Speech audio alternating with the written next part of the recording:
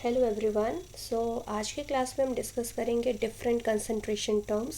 This is one of the important topic of mole concept as well as solution chapter of class 12 because हर साल इस topic से questions हर एक competitive exams चाहे NEET या फिर जेई उसमें पूछे जाते हैं। तो आज के क्लास में हम शॉर्टकट में सारे कंसंट्रेशन टर्म्स डिस्कस करेंगे, कहाँ पे कौन सा रिलेशन यूज़ करना है, प्लस एक कंसंट्रेशन टर्म्स को दूसरे कंसंट्रेशन टर्म्स के साथ रिलेट कैसे किया जाता है उसके भी शॉर्टकट ट्रिक्स हम लेके आए हैं। तो यहाँ पे सबसे पहले मैंने जितने भी कंसंट्रेशन टर्म्स हैं उनको दो ग्रुप में डिवाइड कर दिया है। ग्रुप ए जिसमें सारे वॉल्यूम टेम्परेचर रिलेटेड टर्म्स हैं, टेम्परेचर के डिपेंडेंट टर्म्स है या फिर आप कह लीजिए वॉल्यूम रिलेटेड टर्म्स है। एंड ग्रुप बी हमारे ऐसे टर्म्स है जो मास रिलेटेड है एज वेल एज टेम्परेचर के इंडिपेंडेंट है। जितने भी कंसंट्रेशन टर्म्स वॉल्यूम रिलेटेड होगा वो सारे टेम्परेचर पे डिपेंड करने वाला होगा, और जितने भी कंसंट्रेशन टर्म्स मास के ऊपर रिलेटेड होगा वो सारे कंसंट्रेशन टर्म्स टेम्परेचर के इंडिपेंडेंट होगा। सो बेसिकली मैंने सारे कंसंट्रेशन टर्म्स को दो हिस्सों में डिवाइड कर दिया है। सबसे पहले ग्रुप ए में आप देख सकते हैं, पहला है परसेंटेज वी बाई वी जिसको हम वॉल्यूम परसेंट भी कहते हैं। This is known as volume percent. Second है परसेंटेज वेट बाई वॉल्यूम, इसको हम वेट वॉल्यूम परसेंटेज कह सकते हैं या मास वॉल्यूम परसेंटेज कह सकते हैं। तीसरा है मोलारिटी एंड चौथा है normality. And mass related concentration terms जो कि टेम्परेचर इंडिपेंडेंट है उसमें सबसे पहला टर्म है हमारा परसेंटेज वेट बाय वेट जिसको हम मास परसेंट कहते हैं। दूसरा है मोल फ्रैक्शन, तीसरा है मोलालिटी एंड चौथा है पीपीएम या फिर पीपीबी। सबसे पहले ग्रुप ए में, ग्रुप ए का पहला हमारा जो टर्म है that is percentage V by V. V by V यहाँ पे क्या इंडिकेट करता है? परसेंटेज वी बाई वी का मतलब है volume of solute and volume of solution का ratio, and since we are dealing with the percentage that means this ratio must be multiplied with 100। First of all ये जो term है हमारा, ये जो क्वांटिटी है ये यूनिटलेस है क्योंकि न्यूमरेटर एंड डिनोमिनेटर दोनों जगह पे वॉल्यूम का टर्म इन्वॉल्व है, तो इसका कोई भी यूनिट नहीं होगा। वॉल्यूम ऑफ सोल्यूशन हमारा क्या होता है? सॉल्यूट प्लस सॉल्वेंट का वॉल्यूम का सम कर दीजिए। क्वेश्चन काफ़ी सिंपल सा आएगा। आपको अगर सपोज क्वेश्चन में सॉल्यूट का वॉल्यूम दिया है और सोल्यूशन का वॉल्यूम दिया है, दोनों का रेशियो ले लीजिए और 100 से मल्टीप्लाई कर दीजिए। बट एक चीज़ आपको इंश्योर रखना है कि दोनों जगह पे यूनिट क्या होनी चाहिए, वॉल्यूम का सेम होनी चाहिए। अगर ऊपर आप यहाँ पे ml में लोगे तो नीचे भी वॉल्यूम आपका ml में होगा, अगर ऊपर में लीटर में है तो नीचे में भी लीटर में ही होगा। अगर आपको सोल्यूशन का वॉल्यूम डायरेक्टली क्वेश्चन में नहीं दिया जाता है और आपको सॉल्यूट एंड सॉल्वेंट का दिया जाता है तो सॉल्यूट के वॉल्यूम को सॉल्वेंट के वॉल्यूम के साथ सम कर दीजिए, आपको सोल्यूशन का वॉल्यूम पता चल जाएगा।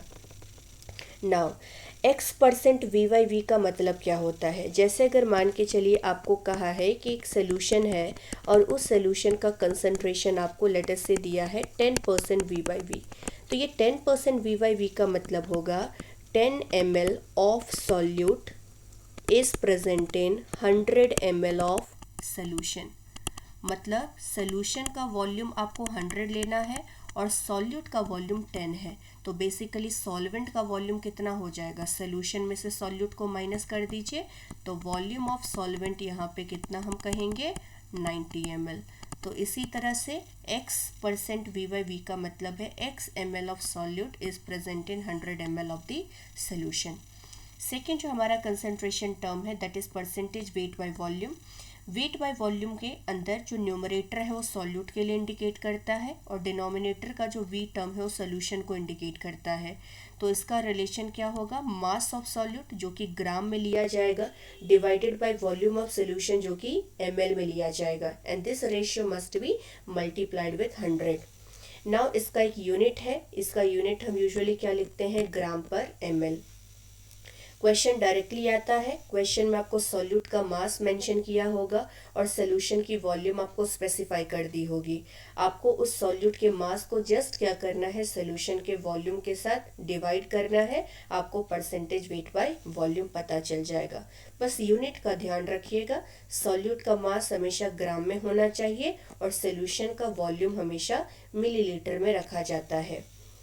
अगर किसी सोल्यूशन का concentration x% wait by volume करके दिया है तो इसका मतलब क्या होगा, x gram of solute is present in 100 ml of the solution. मतलब अगर मैं आपको कहती हूँ कि मेरा जो सोल्यूशन है उसका वेट बाय वॉल्यूम परसेंट है 10%, तो इसका मतलब ये होगा 10 gram of solute is present in 100 ml of the solution. तीसरा जो हमारा कंसंट्रेशन टर्म है that is molarity, and this is one of the important concentration terms जो हर जगह पे यूज किए जाते हैं। मोलारिटी को हम कैपिटल M से रिप्रेजेंट करते हैं और इसका रिलेशन क्या है, number of mole of solute divided by volume of solution. Volume of solution litre में होना चाहिए हमेशा। अगर आपको लीटर में ना देके क्वेश्चन में वॉल्यूम मिलीलीटर में दिया है तो मिलीलीटर को लीटर में कन्वर्ट करने के लिए क्या करेंगे, 1000 से डिवाइड करेंगे। तो अगर हम यहाँ पे 1000 से डिवाइड करते हैं तो ऑटोमेटिकली 1000 क्या करेगा, न्यूमरेटर में जाके मल्टीप्लाई हो जाएगा। तो इस तरह से हम दोनों फॉर्मूला यूज कर सकते हैं। अगर वॉल्यूम डायरेक्टली लीटर में दिया है तब हम फर्स्ट रिलेशन को यूज करेंगे, और अगर वॉल्यूम हमें मिलीलीटर में दिया है तो हम सेकंड रिलेशन को यूज करेंगे। बट यहाँ पे भी हमने वॉल्यूम को क्या किया है, मिलीलीटर वाले को 1000 से डिवाइड करके उसको एनी हाउ लीटर में कन्वर्ट कर दिया है। मतलब ये है कि मोलारिटी में वॉल्यूम का यूनिट हमेशा लीटर ही होना चाहिए। नाउ एक्स मोलार का मतलब क्या है, एक्स मोलार का मतलब है x mole of solute is present in 1 litre of the solution. जैसे अगर मैं कहती हूँ कि मेरा कोई सोल्यूशन है जिसकी मोलारिटी 5 मोलार है तो इसका क्लियर मतलब ये निकलेगा कि 5 मोल सॉल्यूट 1 लीटर सोल्यूशन के अंदर मौजूद है। मतलब अगर सोल्यूशन का वॉल्यूम 1 लीटर है तो उस 1 लीटर के अंदर 5 मोल मेरे पास सॉल्यूट है। अब these are some of the common terms जो कि मोलारिटी के अंदर यूज़ किए जाते हैं। सबसे पहले सेमी मोलार का मतलब होगा m/2, मतलब जिसकी मोलारिटी 1/2 हो। सेंटी मोलार का मतलब होता है 1/100, जिसकी मोलारिटी 1/100 हो। मिली मोलार का मतलब होता है जिसकी मोलारिटी 1/1000 हो। डेसी का मतलब होता है जिसकी मोलारिटी 1/10 हो। पेंटी मोलार का मतलब होता है 1/5। And one of the always common term used in the whole question is molar. Molar का मतलब होता है जिसकी मोलारिटी 1 मोलार हो। सो ये सारे बेसिक टर्म्स हैं जो कि हमें न्यूमेरिकल्स के दौरान यूज करने को मिलते हैं, तो इनका मतलब ध्यान रखिएगा। नेक्स्ट जो हमारा कंसंट्रेशन टर्म है दैट इज नॉर्मेलिटी। नॉर्मेलिटी को डिफाइन कैसे किया जाता है, it is equal to number of gram equivalent divided by volume of solution in litre. अगर वॉल्यूम हमें लीटर में ना देके मिलीलीटर में दिया है तो फिर से हम उस लीटर मिलीलीटर को क्या करेंगे, लीटर में कन्वर्ट करने के लिए वॉल्यूम को डिवाइड करेंगे 1000 से, जो कि अल्टीमेटली क्या करेगा, न्यूमरेटर में जाके मल्टीप्लाई हो जाएगा। तो अगर डायरेक्टली लीटर में दिया है वॉल्यूम तो फर्स्ट रिलेशन यूज करना है, अगर आपको मिलीलीटर में दिया है तो सेकेंड रिलेशन को यूज करना है। जहाँ पे नंबर ऑफ ग्राम इक्विवेलेंट को निकालने का क्या मतलब है, नंबर ऑफ ग्राम इक्विवेलेंट हम निकाल सकते हैं given mass upon equivalent mass, और given mass upon equivalent mass आपको तब यूज करना है जब सब्सटेंस का क्या दिया हो, मास दिया हो। लेकिन अगर सपोज कोई सब्सटेंस आपका गैस के फॉर्म में है और गैस आपका एसटीपी कंडीशन पे मेंटेन्ड है तो हम इंस्टेड ऑफ मास हम वॉल्यूम को यूज कर सकते हैं। मतलब नंबर ऑफ ग्राम इक्विवेलेंट को निकालने का एक और रिलेशन है हमारे पास which is given volume divided by equivalent volume. Now number of gram equivalent को निकालने का एक और रिलेशन है number of mole into valency factor. अब अगर हम नंबर ऑफ ग्राम इक्विवेलेंट के जगह पे number of mole into valency factor का रिलेशन, ये वैल्यू अगर हम मोलारिटी के एक्सप्रेशन में यूज कर दे तो याद कीजिए अभी जस्ट हमने मोलारिटी ऊपर पढ़ा था। मोलारिटी का रिलेशन क्या था, number of mole of solute divided by volume of solution in litre. तो अगर यहाँ देखा जाए तो नॉर्मेलिटी क्या है, number of gram equivalent divided by volume of solution है, राइट। और नंबर ऑफ ग्राम इक्विवेलेंट के जगह पे मैं क्या लिख सकती हूँ, number of mole into valency factor लिख सकती हूँ। This was equal to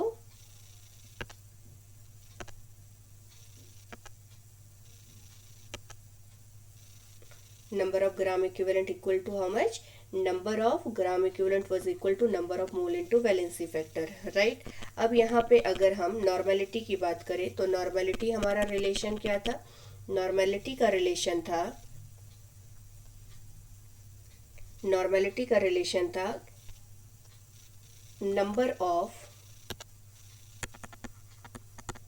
gram equivalent divided by volume of solution in litre.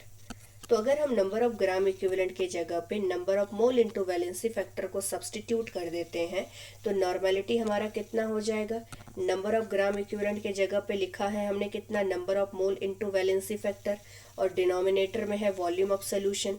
तो जब हम इसको सब्स्टिट्यूट करेंगे आप देख सकते हैं number of mole divided by volume of solution in litre, ये एक्चुअली में किसको इंडिकेट करता है, मोलारिटी को। तो हम यहाँ पे क्या लिख सकते हैं नॉर्मेलिटी के जगह पे, normality equal to molarity into valency factor. So this is also one of the important relation. Normality क्या होता है, मोलारिटी को मल्टीप्लाई कर दीजिए किसके साथ, वैलेंसी फैक्टर के साथ। एक लेक्चर में आप लोगों को बना के दूंगी जिसमें हम इक्विवेलेंट मास किस तरह से निकालते हैं डिफरेंट स्पीशीज के लिए, हम उसके बारे में भी डिस्कस करेंगे। तो ये सारे जो कंसंट्रेशन टर्म्स हमने पढ़े, ये सारे कंसंट्रेशन टर्म्स हमारे लिए कहाँ पे आते हैं, ग्रुप ए के अंदर आते हैं, जो सारे टर्म्स वॉल्यूम के साथ रिलेटेड है। नाउ अब यहाँ पे ग्रुप बी की अगर बात करें तो ग्रुप बी का पहला जो कंसंट्रेशन टर्म है that is percentage weight by wait, जिसको मास परसेंट कहा जाता है। और मास परसेंट हमारा क्या होता है, mass of solute by mass of solution into 100। अब यहाँ पे अगर सपोज सोल्यूशन का मास डायरेक्टली नहीं दिया है, हमें सॉल्यूट और सॉल्वेंट का मास दिया है, तो सॉल्यूट के मास को सॉल्वेंट के मास के साथ ऐड करके हम सोल्यूशन का मास जनरेट कर सकते हैं।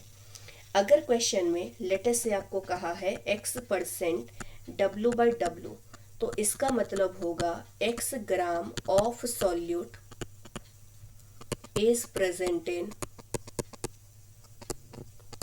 100 ग्राम ऑफ सोल्यूशन। मतलब अगर मैं आपको कहती हूँ कि कोई सोल्यूशन है जिसका मास परसेंट 10% है, तो इसका मतलब क्या होगा, 10 ग्राम सॉल्यूट आपका 100 ग्राम ऑफ सोल्यूशन में मौजूद होगा। मतलब सॉल्वेंट का मास कितना है आपके पास, सॉल्वेंट का मास आपका 90 ग्राम होगा। नेक्स्ट जो हमारा कंसंट्रेशन टर्म है दैट इज मोल फ्रैक्शन। अब ये मोल फ्रैक्शन को हम सिंबलाइज करते हैं किसके साथ, chi letter. This letter is known as chi. इसको हम सिंपल तरीके से x भी रीड कर सकते हैं। तो मोल fraction of any component will be given by number of mole of that component divided by n total. मतलब कहने का ये है कि सपोज आपके पास एक सोल्यूशन है जिसमें 3 कंपोनेंट है A, B एंड C, और तीनों के मोल्स हमें दिए हैं Na, Nb and Nc are the corresponding moles of A, B and C। तो हम अगर A का मोल फ्रैक्शन निकालना चाहते हैं तो हम क्या करेंगे, A के मोल को टोटल मोल के साथ डिवाइड करेंगे। टोटल मोल कैसे निकाला जाएगा, तीनों के मोल को ऐड कर दीजिए। अगर B का मोल फ्रैक्शन चाहिए तो B के मोल को टोटल मोल के साथ डिवाइड कीजिए, और C का अगर मोल फ्रैक्शन चाहिए तो C के मोल को टोटल मोल के साथ डिवाइड कर दीजिए। अब अगर हम तीनों मोल फ्रैक्शन को सम करेंगे ना तो हमें 1 मिलेगा। कैसे, देखिए, अगर इन तीनों को मैं ऐड कर दूं तो ऐड करने से न्यूमरेटर कितना हो जाएगा, Na plus NB plus NC हो जाएगा, और डिनोमिनेटर तो Na plus NB plus NC है ही। तो अल्टीमेटली ये जो न्यूमरेटर और डिनोमिनेटर के टर्म्स है वो कैंसिल हो जाएंगे और रेशियो हमारा 1 के बराबर हो जाएगा। मतलब हम ये कह सकते हैं कि सोल्यूशन में जितने भी कंपोनेंट होता है उन सभी कंपोनेंट के मोल फ्रैक्शन का जो सम होगा वो हमेशा 1 के बराबर होगा। तो इसलिए हम मैथमेटिकली क्या लिख सकते हैं, summation of mole fraction of all the component of any solution will be always equal to 1। अगर हमें मोल परसेंट निकालने के लिए बोला हो, जैसे सपोज आपको कहा है कि मेरे पास एक सोल्यूशन है जिसमें A और B है, ए का 2 मोल है और बी के लेटर से 3 मोल है और हमें ए का मोल परसेंट चाहिए। तो सबसे पहले ए का मोल फ्रैक्शन कितना होगा? ए का मोल फ्रैक्शन होगा 2 divided by total mole is 5 और अगर परसेंट निकालना है तो हमें इसको 100 से मल्टीप्लाई कर देना पड़ेगा। So this is nothing but how much? This is equal to 40%। इसी तरह से अगर बी का चाहिए तो बी का क्या होगा? 3/5 इंटू 100 मतलब 60%। तो मोल परसेंट को निकालने के लिए हम क्या करेंगे? मोल फ्रैक्शन को 100 से मल्टीप्लाई कर देंगे। नेक्स्ट जो हमारा कंसंट्रेशन टर्म है that is molality and this is also one of the important relation जो बहुत जगह पे यूज़ किए जाते हैं। मोलैलिटी को हम स्मॉल m से दिखाते हैं। Molality is represented by capital M while molality is represented by small m। Molality का रिलेशन क्या है? Number of mole of solute divided by mass of solvent in kg। अगर क्वेश्चन में सॉल्यूट का मोल दिया है और सॉल्वेंट का मास दिया है, directly we can take the ratio, but just make sure that the solvent mass is given in kg. If it is given in gram, that means you need to convert that gram into kg first and because of that उस ग्राम को अगर kg में convert करना है तो उस मास को हमें 1000 से डिवाइड करना पड़ेगा, ठीक है, in order to convert this gram into kg। So इसलिए अगर हम इस मास ऑफ सॉल्वेंट जो कि ग्राम में दिया है, अगर उसको 1000 से डिवाइड करके उसको kg में कन्वर्ट करना चाहेंगे तो अल्टीमेटली ये 1000 आपका क्या होगा? न्यूमरेटर में जाके मल्टीप्लाई हो जाएगा। तो अगर डायरेक्टली केजी में दिया है सॉल्वेंट का मास तो फर्स्ट एक्सप्रेशन यूज़ कर सकते हैं और अगर ग्राम में दिया है तो हम यहाँ पर सेकेंड एक्सप्रेशन को यूज़ कर सकते हैं। बट बी केयरफुल, मोलैरिटी में डिनोमिनेटर में वॉल्यूम ऑफ सोल्यूशन होता है और मोलैलिटी के अंदर डिनोमिनेटर में मास ऑफ सॉल्वेंट होता है। अगर किसी सोल्यूशन का मोलैलिटी x मोलाल दिया है, m यहाँ पे क्या है? मोलाल को इंडिकेट कर रहा है। अगर x मोलाल दिया है तो इसका मतलब होगा x mole of solute is present in 1 kg of solvent. अगर किसी सोल्यूशन की मोलारिटी x मोलार दी गई थी तो हमने क्या कहा था इसको? x mole of solute is present in 1 litre of the solution. But अगर हमें x मोलाल दिया है तो इसका मतलब होगा x mole of solute is present in 1 kg of the solvent. अगर 5 मोलाल है तो इसका मतलब 5 मोल of solute is present in 1 kg of the solvent. Unit इस क्वांटिटी का क्या होगा? मोल पर kg, क्योंकि न्यूमरेटर में है मोल्स तो मोल होगी इसकी यूनिट और डिनोमिनेटर में सॉल्वेंट का मास है जो कि kg में लिया जाता है, तो मोल पर kg will be the unit of molality या फिर इसको हम मोलाल कह सकते हैं। नेक्स्ट यहाँ पे हम कुछ कंसंट्रेशन टर्म्स के बीच में जो रिलेशंस है उसको हम यहाँ पे लिखे हैं। ये बहुत ही इंपॉर्टेंट रिलेशंस है बच्चों एग्ज़ाम के लिए, क्योंकि नीट में जब क्वेश्चंस आपको आता है तो बहुत बार चांसेस ऐसे होते हैं जहाँ पे एक कंसंट्रेशन टर्म आपको दिया जाता है और दूसरा कंसंट्रेशन टर्म आपको निकालने के लिए कहा जाता है, तो वहाँ पे इस कंसंट्रेशन टर्म्स के रिलेशंस की ज़रूरत आपको हर जगह पे पड़ेगी। तो इसलिए इस रिलेशंस को याद रखिएगा because this is very very important relation. सबसे पहला जो रिलेशन है ये molarity and percentage weight by weight के बीच में है। मोलैरिटी को हम निकाल सकते हैं percentage weight by weight into density into 10 divided by molar mass of solute. But one thing you have to remember, this density must be given in gram per ml। जैसे सपोज आपको कहा गया है कि एक सोल्यूशन है मेरे पास जिसमें H2SO4 को पानी में डाल के मिलाया गया है, मतलब बेसिकली मान के चलिए एक्वस H2SO4 का एक सोल्यूशन है एंड लेट अस से इस H2SO4 की डेंसिटी, इस सोल्यूशन की जो डेंसिटी है मैंने आपको दे दी 1.2 ग्राम पर ml, ओके। और इस सोल्यूशन का लेट अस से मैंने परसेंटेज वेट बाय वेट आपको दे दिया 9.8%। अब मैंने आपसे कहा कि इसका मोलैरिटी बताइए, तो मोलैरिटी कितना होगा? परसेंटेज वेट बाय वेट हमारा हो गया 9.8 इंटू डेंसिटी सोल्यूशन का कितना है 1.2 into 10 divided bye molar mass of solute. अब सॉल्यूट क्या है यहाँ पे? H2SO4 जिसका मोलार मास होता है 98। तो अगर हम इसको सॉल्व करेंगे तो ये कितना हो गया? This is equal to how much? 1.2 molar. मतलब सोल्यूशन की मोलैरिटी कितनी है? 1.2 मोलार। तो इस तरह से molarity and percentage weight by weight का रिलेशन हम यूज़ कर सकते हैं। सेकंड रिलेशन है molarity and percentage weight by volume के बीच में। वेट बाय वॉल्यूम अगर हमें दिया है तो हमें डेंसिटी की ज़रूरत नहीं है, मतलब जस्ट इस रिलेशन से डेंसिटी को हटा दीजिए, आपको molarity and percentage weight by volume का रिलेशन पता चल जाएगा। जैसे सपोज सेम क्वेश्चन में वेट बाय वॉल्यूम आपको 9.8% दिया है, डेंसिटी अगर क्वेश्चन में दिया भी है बेटा तभी भी आपको इसको यूज़ करने की ज़रूरत नहीं है, ये जस्ट आपको सोल्यूशन के डेंसिटी के बारे में एक इंफॉर्मेशन दिया गया है। अब अगर मोलैरिटी हमें निकालना है तो परसेंटेज वेट बाय वॉल्यूम अब हमें कितना लेना है, 9.8 into 10 divided bye molar mass of solute, solute अभी भी 98 है, तो कितना हुआ मोलारिटी, 1 मोलार। तो इस तरह से molarity and percentage weight by volume के बीच में भी रिलेशन को यूज़ कर सकते हैं। नेक्स्ट जो हमारा रिलेशन है, this is also one of the very very important relation, क्योंकि कई बार क्वेश्चंस आपके नीट में इस रिलेशंस के ऊपर आ चुके हैं, and that is molality and mole fraction. Molality equal to 1000 xb by 1 minus xb into m1 है, जहाँ पे m1 आपका क्या है, सॉल्वेंट का मोलर मास है, स्मॉल m यहाँ पे सोल्यूशन की मोलालिटी को इंडिकेट करता है, और xb यहाँ पे मोलर मास ऑफ सॉल्यूट को इंडिकेट करता है। सपोज क्वेश्चन में हमें कहा गया है calculate the mole fraction of solute whose solution have 1 molality, मतलब अगर सोल्यूशन की मोलालिटी 1 है, ठीक है, और सोल्यूशन है लेट अस से एक्वस सोल्यूशन ऑफ यूरिया, मतलब मान के चलिए आपको मैंने एक ऐसा सोल्यूशन पकड़ा दिया जिसमें वाटर के अंदर यूरिया को डाला है, और यूरिया यहाँ पे सॉल्यूट की तरह काम कर रहा है और वाटर यहाँ पे सॉल्वेंट की तरह काम कर रहा है, और इस सोल्यूशन की मोलालिटी मैंने आपको 1 दे दी, और मैंने आपसे कहा कि इस सोल्यूशन के अंदर यूरिया का मोल फ्रैक्शन बताइए।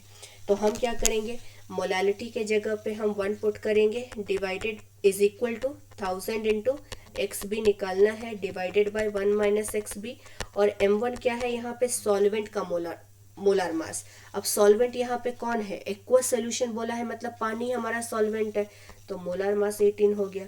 अब आप इसको सॉल्व करेंगे तो कितना होगा, 1000 by 18 will be equal to how much, 55.5, तो 55.5 XB divided by 1 minus XB that is equal to 1।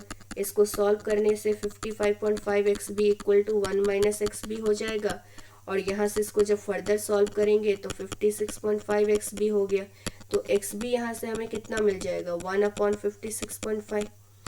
इसको सॉल्व करेंगे तो हमें यहाँ पे मोल फ्रैक्शन की वैल्यू पता चल जाएगी, और ये मोल फ्रैक्शन किसका है, सॉल्यूट का है। अगर सॉल्वेंट का मोल फ्रैक्शन अगर आपको चाहिए तो सॉल्यूट और सॉल्वेंट के मोल फ्रैक्शन का सम किसके बराबर होता है, 1 के बराबर, तो सॉल्वेंट का मोल फ्रैक्शन कितना हो जाएगा, 1 माइनस 1/56.5। तो इस तरह से मोलालिटी और मोल फ्रैक्शन के बीच में जो रिलेशन है उसको यूज करके हम निकाल सकते हैं। अगर मोलालिटी दी है तो मोल फ्रैक्शन निकाला जा सकता है, और अगर मोल फ्रैक्शन दिया है तो हम उसको यूज करके मोलालिटी निकाल सकते हैं। Next relation is also very very important. ये रिलेशन आपका किसके बीच में है, मोलालिटी एंड मोलारिटी के बीच में, and this relation is molality equal to 1000 molarity by 1000 d in minus molarity into m2, जहाँ पे स्मॉल m तो आपका मोलालिटी को इंडिकेट करता है, कैपिटल M आपका मोलारिटी को इंडिकेट करता है, और d आपका डेंसिटी ऑफ सोल्यूशन को इंडिकेट करता है, और m2 जो यहाँ पे है that is actually equal to molar mass of solute. This is molar mass of solute. तो जैसे अगर सपोज आपको कहा है calculate molality of the solution whose molarity is let us say 5, density of the solution is let us से 1.2 ग्राम per ml, and suppose solution आपका है urea को पानी में डाल के उसका सोल्यूशन बनाया गया है। तो मान के चलिए यहाँ पे मैंने कहा कि यूरिया मेरा सॉल्यूट है, मतलब पानी में डाल के उसको हमने यूरिया को सोल्यूशन बना दिया है। इस सोल्यूशन की मोलालिटी बताइए। तो मोलालिटी कैसे निकालेंगे, molality for such type of solution will be equal to 1000 into molarity हमारा 5 है, डिवाइडेड बाय 1000 इंटू डेंसिटी हमारा कितना है 1.2, माइनस मोलारिटी फिर से 5 हो गया, और मोलार मास ऑफ सॉल्यूट कितना है, यूरिया का मोलार मास कितना होता है 60, यूरिया इज NH2CONH2, इसका मोलार मास निकाल लीजिए, आपको 60 मिल जाएगा। आप इसको सॉल्व करेंगे तो आपको मोलालिटी इक्वेशन का मिल जाएगा। तो इस तरह से हम इस रिलेशन को यूज़ कर सकते हैं। अगर मोलारिटी दी है तो मोलालिटी पूछा जाएगा, मोलालिटी दी है तो मोलारिटी पूछा जाएगा, और अगर मोलालिटी और मोलारिटी दोनों दिए हैं तो आपको डेंसिटी पूछा जा सकता है। नेक्स्ट जो हमारा कंसंट्रेशन टर्म है that is parts per million. Parts per million, ये जो कंसंट्रेशन टर्म्स है ये हम तब यूज करते हैं जब हमारा सॉल्यूट का अमाउंट सॉल्वेंट में बहुत ही माइन्यूट अमाउंट में होता है, ट्रेस अमाउंट में होता है, तब हम इस तरह के कंसंट्रेशन टर्म्स को यूज करते हैं। पार्ट्स पर मिलियन को निकालने का रिलेशन क्या है? Mass of solute by mass of solution into 10 power 6, और बिलियन को निकालने का mass of solute by mass of solution into 10 power 9। There is a relation between parts per million and mass percentage. याद कीजिए, mass percentage मतलब percentage weight by weight. कितना था? Mass of solute divided by mass of solution into 100, right? This was percentage weight by wait. अगर मैं parts per million को थोड़ा सा मॉडिफाई कर दूं तो मैं ppm को लिख सकती हूँ मास of solute divided by mass of solution into 10 power 6 को मैं लिख सकती हूँ 10 पावर 2 इंटू 10 पावर 4। तो ये जो हमारा टर्म है ये टर्म किसके बराबर हो गया? परसेंटेज वेट बाय वेट के बराबर। तो this is percentage weight by weight into 10 power 4। तो एक रिलेशन आ चुका है ppm and percentage weight by weight के बीच में, which is equal to percentage weight by weight into 10 power 4। इसी तरह से बिलियन के अंदर भी हम कर सकते हैं। इसको मैं लिख सकती हूँ मास of solute by mass of solution into 10 power 7 into 10 power 2। तो ये जो हमारा टर्म है ये हमारा मास परसेंटेज हो गया, which is percentage weight by weight into 10 power 7। तो I can write this as ppb equal to percentage weight by weight into 10 power 7। इसी तरह से लास्ट हमारा जो रिलेशन है that is a gram strength. ये भी हमारा वॉल्यूम रिलेटेड कंसंट्रेशन टर्म्स है जो कि बहुत रेयरली यूज किया जाता है। ग्राम स्ट्रेंथ को निकालने का रिलेशन क्या है? सॉल्यूट का mass divided by volume of solution. Solute का मास ग्राम में होना चाहिए और सॉल्यूशन की वॉल्यूम लीटर में होनी चाहिए। यूनिट इसका ग्राम पर लीटर में आएगा, और सिंस ये वॉल्यूम रिलेटेड टर्म है तो जितने भी वॉल्यूम रिलेटेड टर्म्स होते हैं सारे टेम्परेचर डिपेंडेंट टर्म्स होते हैं। तो ये हमारे सारे कंसंट्रेशन टर्म्स है इस लेक्चर के अंदर, एज वेल एज एक कंसंट्रेशन टर्म्स को दूसरे के साथ किस तरह से रिलेट किया जाता है और कैसे क्वेश्चन आते हैं उसके बारे में हमने आज के लेक्चर में डिस्कस किया। बच्चों, अगर आपको मेरा वीडियो पसंद आ रहा है तो please like and subscribe my channel, and please bell icon को क्लिक कीजिएगा ताकि आपको रीसेंट नोटिफिकेशंस मिल पाए, क्योंकि मैं बहुत ही अच्छे अच्छे ट्रिक्स आप लोगों को बताने वाली हूँ जो कि आप लोगों के लिए बहुत ही ज़्यादा यूज़फुल होगा upcoming NEET as well as JEE exams के लिए। तो अच्छे से पढ़ाई करते रहिए, मेहनत करते रहिए। तो मिलते हैं नए लेक्चर के साथ, तब तक के लिए बाय बच्चों।